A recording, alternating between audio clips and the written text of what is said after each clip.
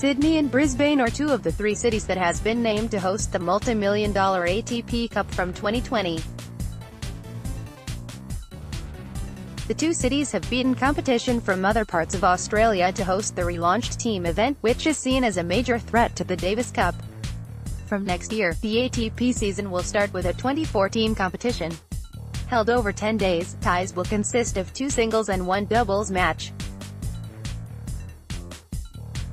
On offer will be a maximum of 750 ranking points for the winner, as well as a mouth-watering prize money pool of $15 million. The ATP Cup fits perfectly with our strategy to innovate and look towards the future.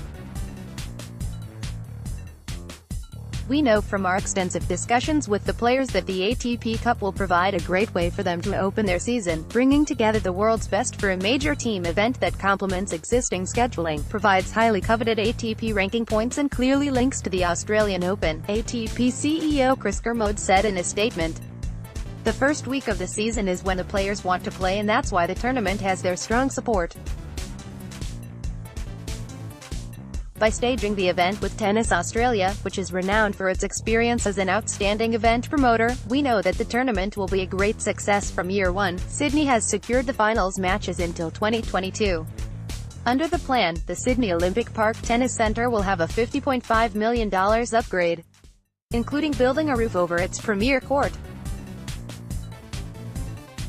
Meanwhile, Brisbane will hold ties at the Queensland Tennis Centre, venue of the Brisbane International. The selection of Sydney has been praised by the local government, which predicts the new competition could bring almost an extra $40 million to the local economy.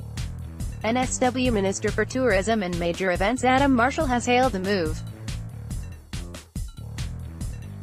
This is another coup for our state, not only for athletes and sporting fans, but the wider NSW community, who are set to win from the estimated $36.5 million injection into our local economy, Mr. Marshall said. A third city for the ATP Cup will be announced in due course. It is understood that both Adelaide and Perth are in the running to be selected.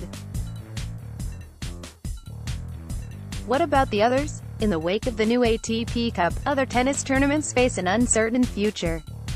It has already been confirmed that Brisbane will likely not host a men's singles tournament from 2020 after doing so for 11 years in a row.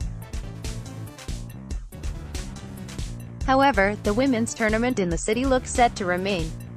There are also unanswered questions about what will happen to the Sydney International in the future. The tournament has hosted both men's and women's draws since 1885. Making it one of the longest-running tennis tournaments in the country. Should Perth get selected as the third venue for the ATP Cup, it could spell the end of the Hopman Cup, a mixed-team competition that has proven successful since its launch in 1989. This year's field include Roger Federer, Serena Williams and Alexander Zverev.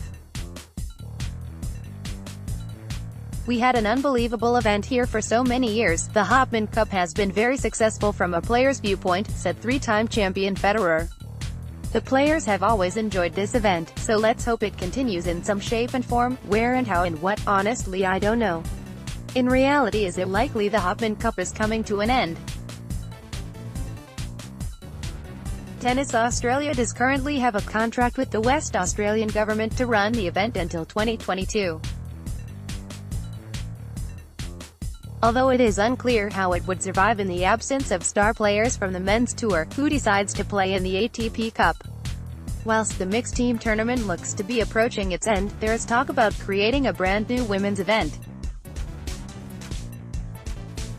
Although few details have been given about the idea and where it would potentially be held. The 2020 ATP Cup will take place between January 3 to 12.